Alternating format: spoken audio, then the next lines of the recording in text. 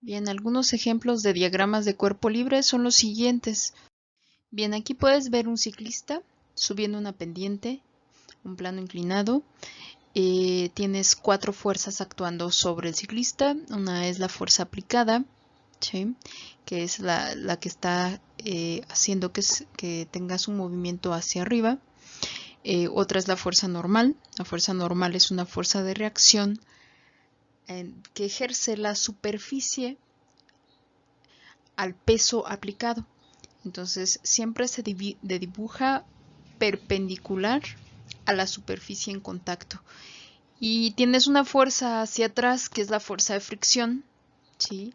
Contraria al movimiento del ciclista.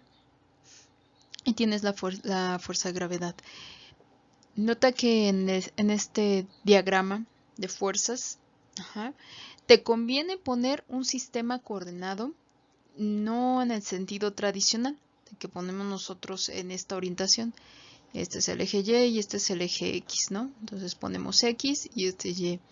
Cuando tienes problemas de plano inclinado, te facilita bastante las cosas que pongas un sistema rotado.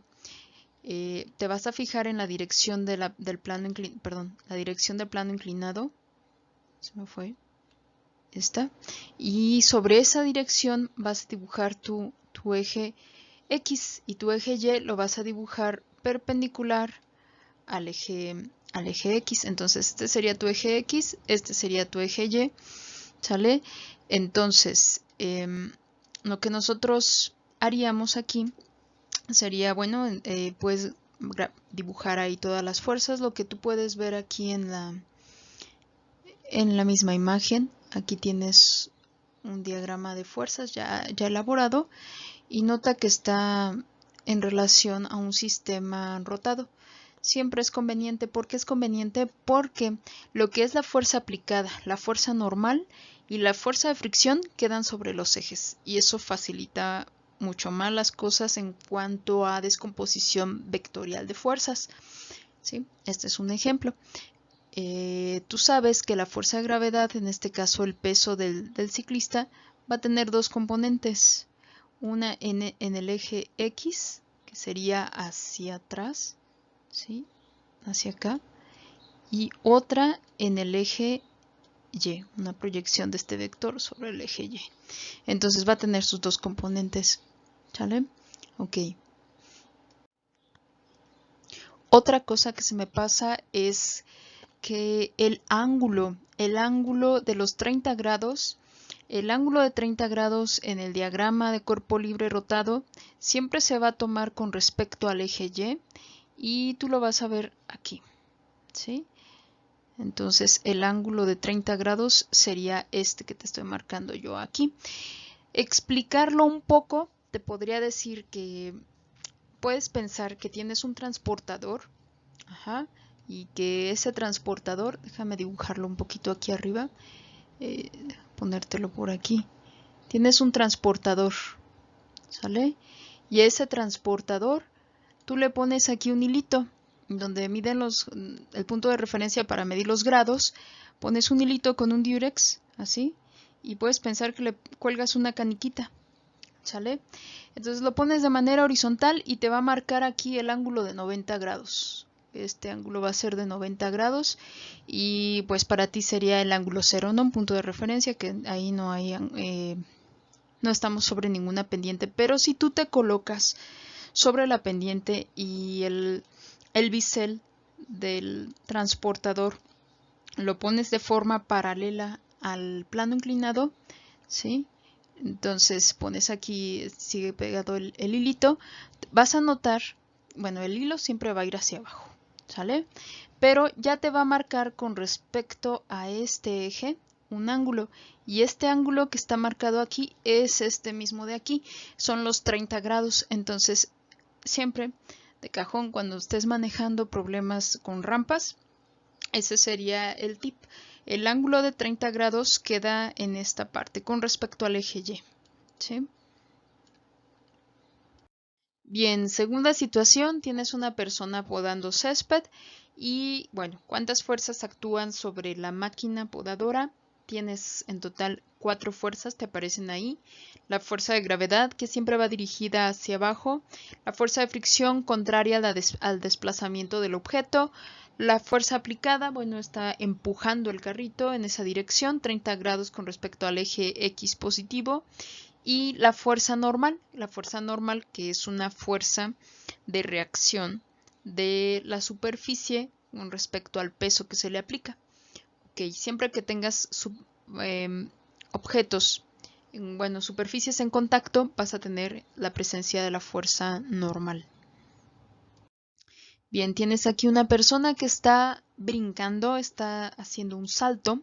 Entonces, ¿cuántas fuerzas se ejercen sobre esta persona? Bueno, pues así como ves a la persona que está brincando, está saltando, tiene en contra de la dirección que se desplaza, tiene la resistencia del aire, que sería como una especie de fricción, el peso de la misma persona, ¿sí? Esa es otra fuerza que actúa sobre ella, la fuerza de gravedad, claro, y la fuerza de reacción del piso sobre ella, es la fuerza que está actuando en su pie. Ajá. También tienes una fuerza de fricción que es en dirección contraria a la que se va a desplazar esta persona, ¿sí?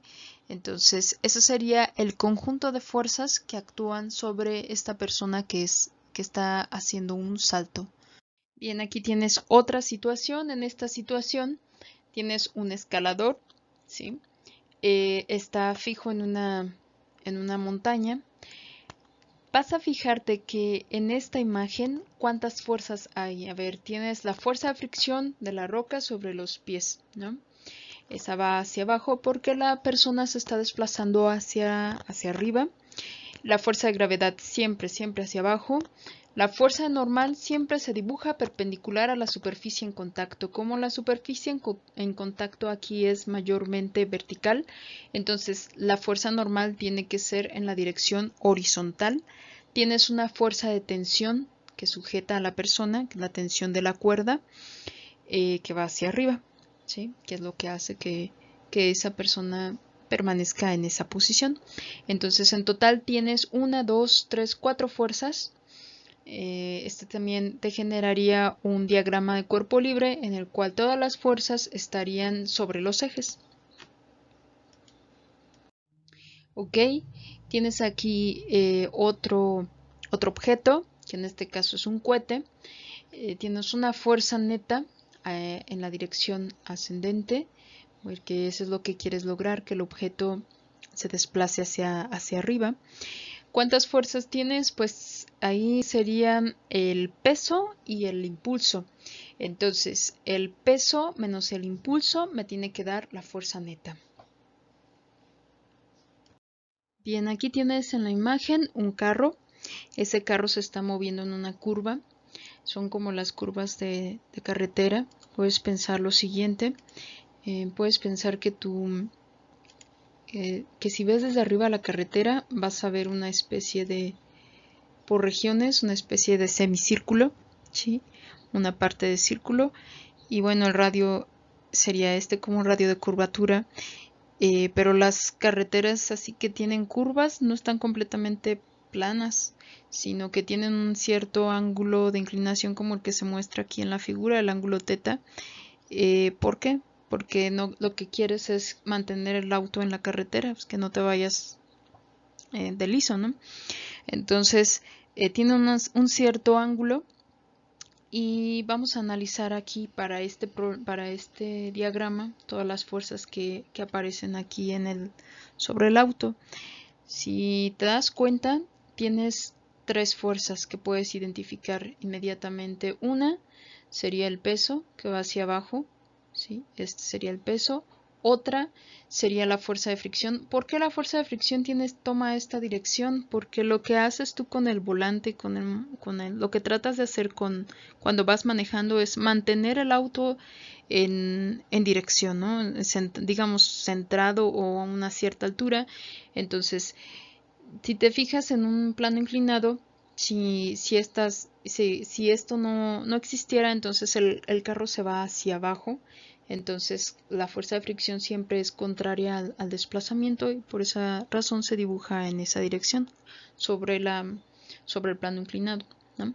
Tienes otra fuerza que es la fuerza normal, y esta fuerza normal se dibuja siempre perpendicular a la superficie en contacto.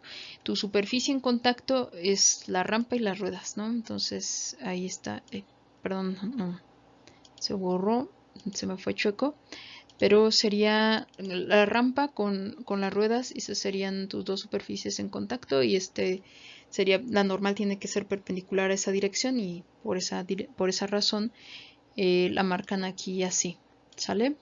Ok, ¿qué otra cosa? Bueno, ya están ahí las tres fuerzas, la normal, el peso y la fuerza de fricción. Y bueno, si tú sumas esas tres fuerzas, vas a obtener una fuerza neta.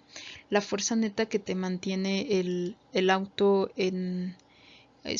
ahora sí que impide que se te salga el carro de la carretera, se te salga el auto de la carretera, es la fuerza centrípeta. Esa fuerza centrípeta, como te estás moviendo en un círculo, hace que la dirección, hace que el auto sienta una fuerza hacia un centro de una curva. ¿Sale? Ok, entonces la fuerza centrípeta es masa por aceleración. La aceleración cuando te mueves en un círculo. Vamos, te voy a dibujar aquí un círculo. Cuando te mueves en un círculo, bueno, esto no parece un círculo, pero bueno, imagínate que te estás moviendo en un círculo a velocidad constante. Aunque te muevas en un círculo a velocidad constante, aquí hay aceleración. ¿Por qué? Porque punto a punto la velocidad, ¿sí?, va cambiando de dirección. Entonces tienes una aceleración. Mientras tú cambias aunque digas, bueno, yo me estoy moviendo a velocidad constante, pero como te estás moviendo en un círculo, hay un cambio cambio de dirección, ¿sale? Aunque la velocidad magnitud vectorial sea constante, hay un cambio. Entonces, la aceleración cuando te mueves en un círculo corresponde a esta expresión que tú tienes aquí, v cuadrada entre r, ¿sí? Y bueno, ¿qué es lo que harías para obtener esta fuerza neta, que sería esta que aparece aquí? Pues lo que haríamos sería sumar esas tres fuerzas por componentes, y dirías, bueno, voy a sumar la componente en X de la normal, componente en X del peso y componente en X de la fuerza de fricción, que la componente en X del peso en este caso no tenemos. Ok, bien, fíjate bien. La componente en X de la normal, te lo va a dibujar aquí la fuerza normal, es que ya hice un rayadero aquí, es este vector que tienes aquí, ¿sí? Te lo va a dibujar aquí a la izquierda en un plano inclinado, perdón, en un plano cartesiano. Aquí está, ¿sale? Ok, entonces esta es tu fuerza normal, ¿sí? El ángulo que te marca ahí, ¿sí?, ese ángulo, si tú te fijas, es este de aquí, ¿sí? Sería, te lo voy a poner aquí otra vez, este es el ángulo teta, ¿sí? Y este ángulo es idéntico a este. ¿Por qué? Porque son alternos internos. Ok, entonces ese es el ángulo teta. Si tú quieres la componente en X, ahora la pregunta es, ¿qué relación trigonométrica te sirve para calcular la componente en X de la normal? Entonces sería, bueno, pues entonces si yo completo aquí el círculo, perdón, el triángulo, vería que si yo quiero este cateto, tendría que ser con seno, ¿sí? Porque es cateto opuesto. Entonces, por eso, aquí en la expresión, cuando nosotros calculamos la componente en X de la normal, tienes n seno de teta.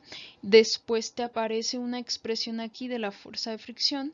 La fuerza de fricción, ¿sí?, la fuerza de fricción, hay una relación directamente proporcional entre la fuerza de fricción y la fuerza normal, ¿sale? Y la constante de proporcionalidad es esta mu s, en una letra griega, que te simboliza el coeficiente de fricción. El coeficiente de fricción en este caso es coeficiente de fricción cinético, porque el objeto ya está en movimiento. Existen dos, uno es estático y otro es cinético. El estático es cuando vas a empezar el objeto se empieza a desplazar. Puedes pensar en el caso de una caja. Esa caja tú la estás empujando. Entonces cuando la empiezas a empujar, el objeto te cuesta, o sea, tú vas a percibir, no solamente percibir, es la realidad, te va a costar más trabajo desplazarla que cuando ya está en movimiento. Una vez que está en movimiento, la fuerza de fricción no es tan grande como cuando empiezas a desplazar un objeto. En este caso, como ya el objeto está en movimiento, tienes un μs que te simboliza un coeficiente de fricción cinético. Ok, entonces, bueno, te decía de la relación que hay entre la fuerza de fricción y el coeficiente perdón, la fuerza normal. Ok, y bueno, entonces la fuerza de fricción, si tú lo pones en el sistema que te marcan aquí, que el sistema XY es este de aquí, ¿sí? Entonces la componente en X tendría que ser ¿cuál? Podrías hacer aquí otro plano inclinado, perdón, otro sistema coordenado. Te voy a dibujar esa fuerza de fricción va así, ¿sí? Esa sería tu fuerza de fricción. Y aquí lo que podrías ver es que el ángulo que nosotros, te lo voy a poner por acá arriba, nada más déjame borrar un poco aquí porque no sé, que no se vea todo tan amontonado, tal vez sea mejor ahí arriba. Aquí se puede hacer un eje Y y un eje X, ¿sale? Y este ángulo que está aquí, el ángulo teta, el ángulo de la rampa, sería este. ¿Sí? ¿Por qué? Porque este ángulo y este ángulo son alternos internos. Entonces ese ángulo sería este sería teta. Entonces si yo quiero la componente en X de la fuerza de fricción, tendría que ser con coseno, ¿sí? Y aquí está expresado con coseno, ¿sale? Entonces ahí están la suma de fuerzas en X, y esto no lo vas a igualar ahora a 0 como los ejercicios de estática que hacíamos antes, sino que lo vas a igualar a masa por aceleración, pero como te estás moviendo en un círculo, es masa por aceleración centrípeta, ¿sale? Y la suma de fuerzas en Y, pues puedes hacer lo mismo. En este caso, en lugar de tomar esta componente en X, tomarías esta componente que sería la componente en Y y sería con coseno, n coseno de teta para la componente en Y. Y para la componente en Y de la fuerza de fricción, pues tendría que ser esta, ¿sí? Entonces ese sería con cateto opuesto y sería con seno, que sería esta de aquí. Nota que bueno, tienes un signo menos por la dirección que va hacia abajo. Y además de eso, tienes el peso. El peso también está en la dirección Y. Entonces menos el peso. Y bueno, esa sería la suma de fuerzas en X, suma de fuerzas en Y. Y bueno, tienes un sistema de dos ecuaciones con dos incógnitas. Entonces, tú puedes trabajar todavía más el problema para encontrar ahí una expresión para la velocidad máxima, ¿sí? Y bueno, aquí te hacen los casos límites. Una vez que obtienes esta expresión de aquí, ¿sale? No te la estoy explicando obviamente, pero bueno, se puede calcular y eso lo puedes hacer, mira, simplemente de aquí de la ecuación de la suma de fuerzas en X, podrías despejar la velocidad, ¿no? Entonces de ahí despejas la velocidad y utilizar también los términos de la segunda ecuación, introducir ahí mismo los términos de la segunda ecuación, ya sea que no quieres que aparezca la normal, entonces de la segunda ecuación despejas la normal y luego la sustituyes en esta expresión de aquí, ¿sí? Y ya llegas a esta. Y te ponen dos casos límite. Una es cuando te mueves en una carretera totalmente plana. Eso te involucraría un ángulo cero. Y el ángulo cero, cuando tú pones aquí un ángulo cero en esta ecuación, en esta, ¿sí? ¿Qué es lo que pasaría? Bueno, si tú pones un ángulo cero, pues sería seno de 0, 0, coseno de 0, 1. Entonces me quedaría RG μs, que es lo que tú tienes aquí. Y en el denominador coseno de 0 es 1, ¿no? Y luego tienes menos μs, seno de 0, pero seno de 0 es 0. Entonces todo eso está entre 1 y el 1 ya no se pone. Y aquí sacarías este caso límite. Eso sería cuando la carretera no tiene ninguna inclinación, que es lo que no quieres, porque si no tiene una cierta inclinación el carro tiende a salirse de la carretera, ¿no? Entonces, la velocidad, cuando es máxima la velocidad, en donde, cuando el ángulo vale cuánto. Bueno, para ese caso, ajá, bueno, aquí te ponen el caso sin fricción. Si el caso sin fricción es cuando no hay fricción, el coeficiente de fricción en este caso valdría, cuando no hay fricción, el coeficiente de fricción vale 0, entonces te quedaría RG seno de teta entre coseno de teta. Seno entre coseno es tangente, ¿sí? Entonces ese sería el caso límite, casos límite, ajá, para este problemita. Y ya nada más para terminar brevemente, aquí tienes un avión, tienes todas las fuerzas que actúan sobre el avión, tienes una fuerza de impulso, tienes la fuerza que ejerce, una fuerza de flotación, ¿sí? Te mueves en un fluido, hay una fuerza de flotación, tienes un peso y tienes una fuerza de fricción, ¿sí? Entonces ese sería básicamente el diagrama de fuerzas para un avión.